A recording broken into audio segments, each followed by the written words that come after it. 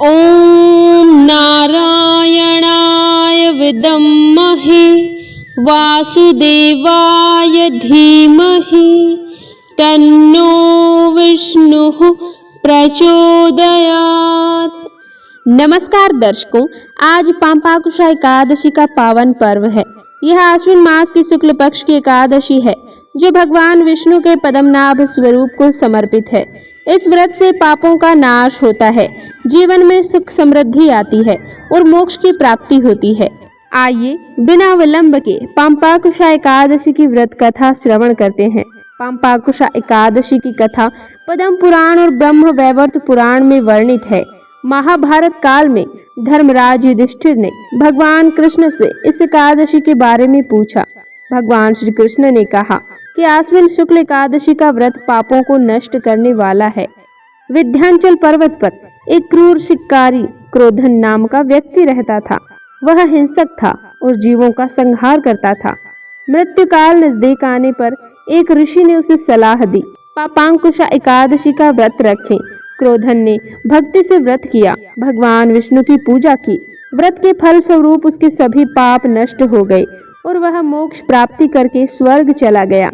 इस कथा से स्पष्ट है कि सच्ची भक्ति से कोई भी पापी मुक्त हो सकता है। कथा सुनने के बाद दान पुण्य करें, जैसे ब्राह्मणों को भोजन, वस्त्र या द्रव्य दान दें।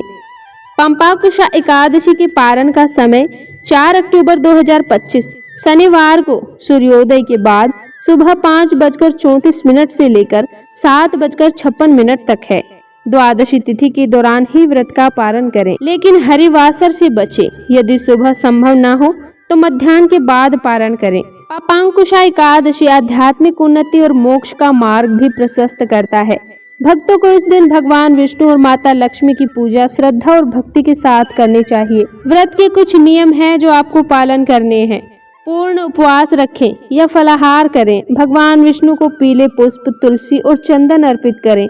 विष्णु मंत्रों का जाप करें, जैसे ओम नमो भगवते वासुदेवाय नमः। दान पुण्य करें, विशेष रूप से पीले वस्त्र और अन्न का दान करें। आइए अब जानते हैं कि व्रत के पारण में क्या खाएं।